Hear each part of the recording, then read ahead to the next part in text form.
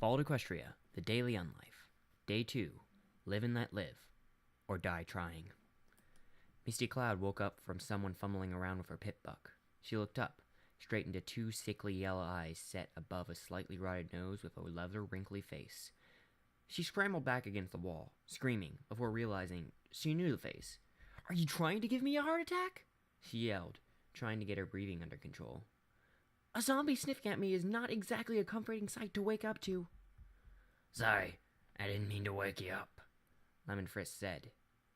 "I just thought I'd switch off the lamp, but your Pipbok model seems different from mine, so I couldn't figure it out." "Just be glad I don't panic easily," she huffed, switching off the light on her Pipbok and getting up. Already going back on the previous day's resolution, Lemon Frisk cocked at his eyebrow. "That seemed pretty panicky to me." She glared at him. "I still got your gun, you know." It takes about a week to develop any kind of shooting ponies in the face panic reflex." Misty frowned, unsure whether he was serious or not. She didn't much care for finding out, though. "Anyway," Lemon Frisk continued, "since you're awake and looking oh so energetic already, I suppose we're all ready to go?" "You don't happen to have anything to eat?" she asked. "I'm really hungry." Lemon nodded. "I took a look through the cupboards while you slept. Found a bag of sugar carrot cakes that seemed to survive the scorching. It's a bit of a mess, though." He pulled out the plastic bag out of saddlebags. The plastic of the separatedly sealed cakes had melted into one big web-like mess, but inside of it, some of the cakes had remained sealed, and thus conserved. Many other pockets in the plastic hadn't seemed alright contained nothing but dust. The ancient molds had eaten through them, long dead and gone. "Can we eat on the road, though?" Lemon Frisk asked. Misty noticed he looked worried. "What's wrong?" she asked. "Anything dangerous around?" Lemon Frisk shook his head. "No, I just want to get out of here. If that poor molten guy was any indication, I don't want to think about what might else be in the other houses." "All right," Misty said, leviting the bag with her magic while walking out the door. Lemon Frisk threw a quick glance at the counter where he had dumped the dead ghoul, shook his head, and walked out of the town.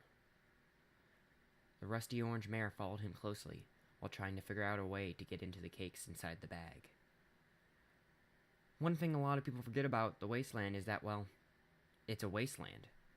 Sure, you probably heard all those exciting stories about heroes smoking out one raider camp after the next, but in reality, in between that, there's a lot of wasteland that is dead, monotonous, and above all, boring. Which is not a good combination if you happen to be traveling with a companion who is not only trying to suppress the memory of bloody evisceration of her two childhood friends, but also thinks you're squishy. Lemon Frisk let out another yelp, and turned towards his traveling companion.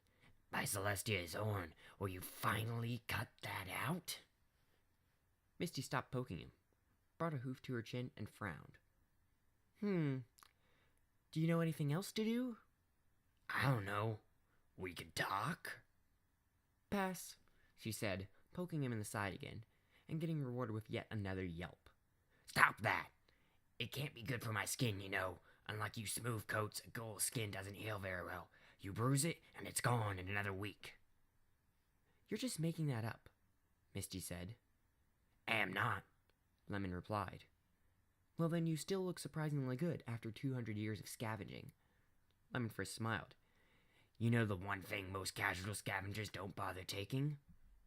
"No, I've only been out here for about a week, but you'll undoubtedly tell me." "No need to get cynical. Anyway, skin care products." No. I see where you're going, but you just have to be pulling my tail here." "Am not. As I said, nobody even thinks of taking it. It's seen as luxury rubbish unless you can't sell unless you go all the way to the Society in Huffington." "And that's how you look passable after 200 years? "You just wait," Lemon Frisk said with a smirk. "You haven't seen any other ghouls yet. Well, besides the poor molten guy. But he was a rather extreme example in the other direction, even for a feral ghoul." "Still, you don't look that good," Misty said.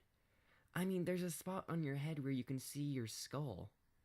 "Yeah, about that," Lemon Frisk said with a sigh.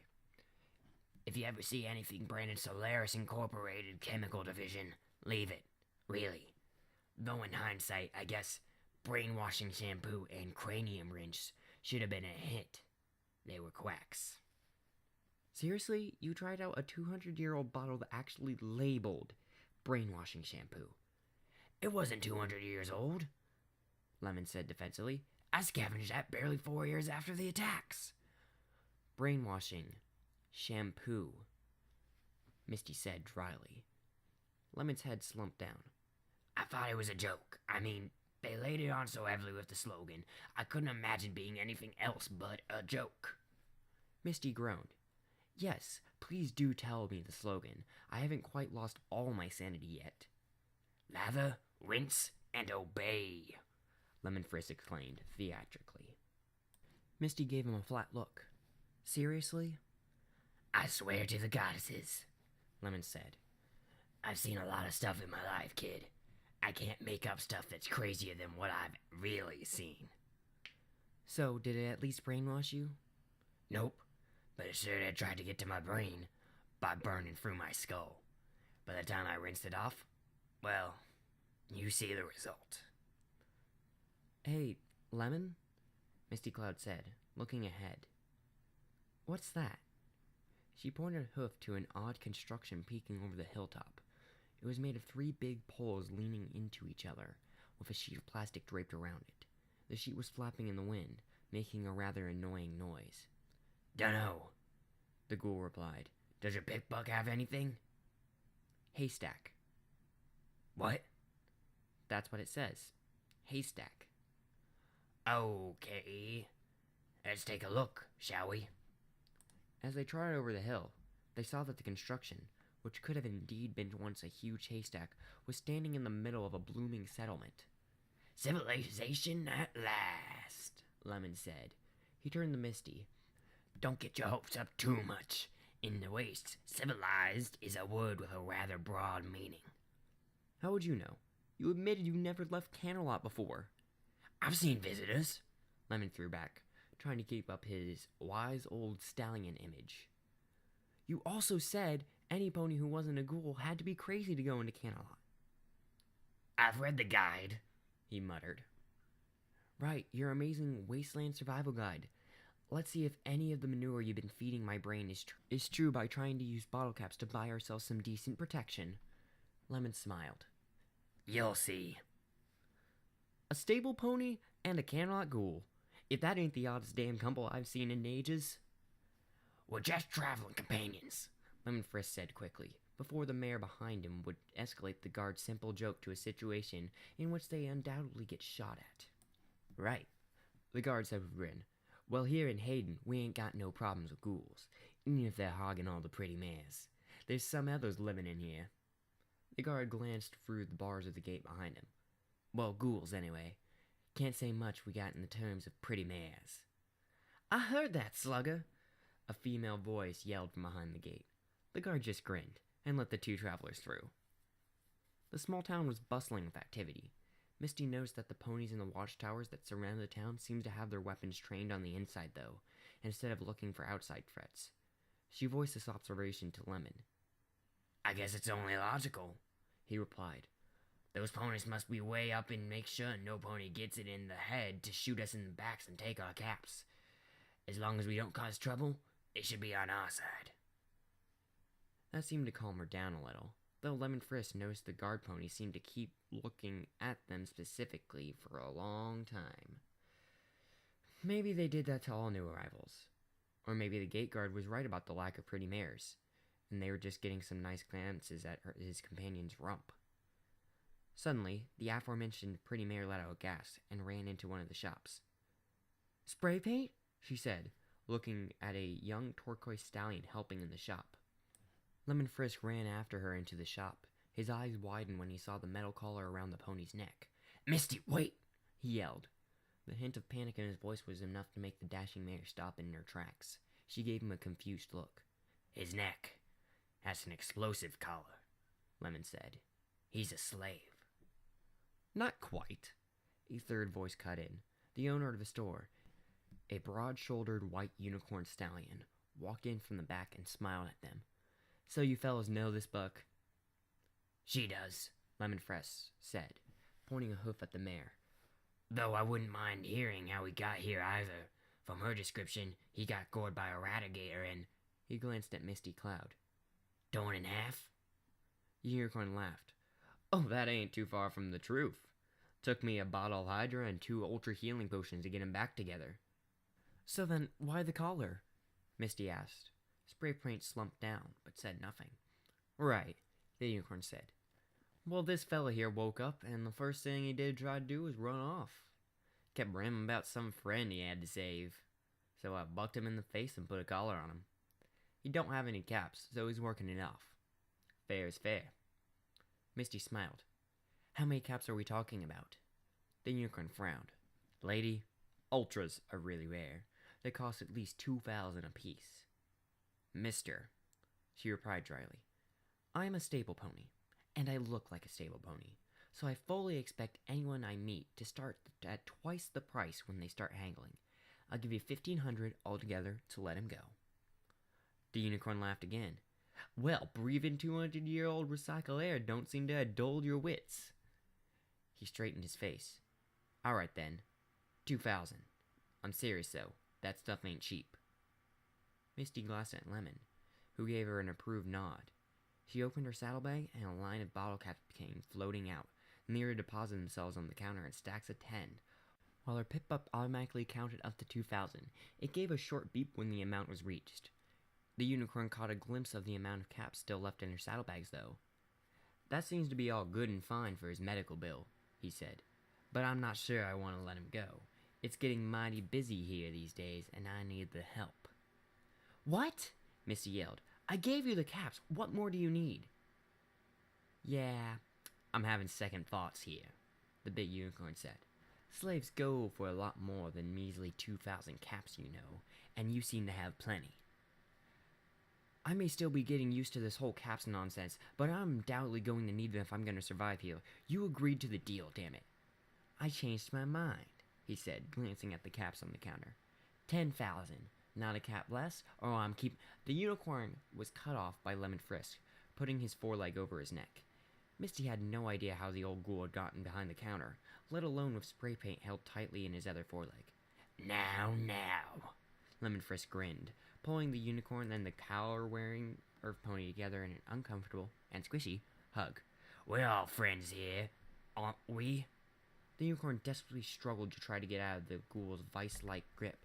"What are you—" "Hey, I got an idea," Lemon said, still grinning like a mad pony. "I'm just gonna hug you two here really tightly because we're such good friends." He pressed the unicorn's neck against the earth pony's explosive collar. "I heard of these collars," he continued. "Blow up when you try to force them, right?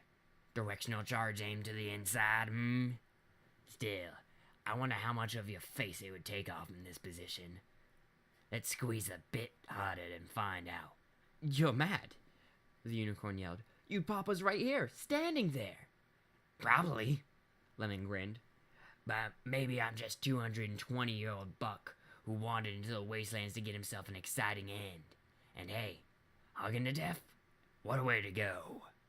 All right, the unicorn said. 3,000 then." "Deal," Lemon Frisk said, and promptly let the 2 ponies go. He calmly walked to the other side of the counter. "I wouldn't want you to think we were robbing you in any way, though." He gave the unicorn a dead serious look. "Noticing anything odd about these caps?" The unicorn, still somewhat shaken, floated up the caps and looked at it carefully. "They're not bent. These caps are unused." "See?" Lemon said. "We're on our way to New Appaloosa, but we found a neat abandoned sparkle cola factory on the way. Cells filled with thousands of full bottles and a ton more bottle caps." He opened his saddlebag and showed the unicorn the inside, filled with thousands of identical undamaged caps. The unicorn's eyes widened.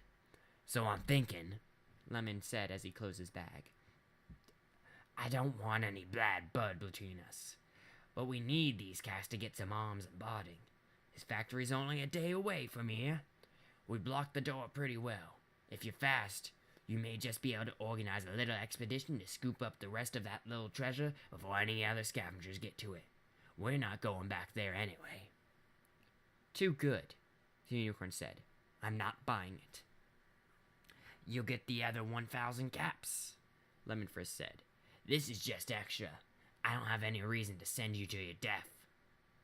All right, then. Any nasties on the way? A burnt village. You familiar with it? The unicorn nodded. They call it Scorchmark. They say there's ghouls in there, ferals. The only one we met was molted to the floor.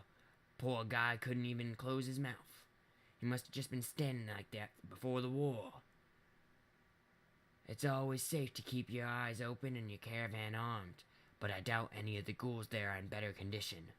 Lemon Frisk frowned and stared at the wall, a sad expression in his eyes. My guess, even if there's more of those molten statues are actually ghouls, most of them can't even scream. Lemon, Misty said hesitantly. Lemon Frisk shook his head. I'm fine, Misty. Just damn those poor bastards. Ahem. The unicorn cleared his throat. All right, I'll take it. You promised me another 1,000 caps, though. Misty, get them out of my bag, Lemon said. And you, he said, turning back to the unicorn. Well, you might want to get a map so I can show you the way. When they exited the shop, the turquoise buck finally spoke. Misty, thank God you made it out of there alive. The Rushmare hugged her friend and pointed a hoof to Lemon Frisk. All thanks to Squishy here. Lemon glared at her.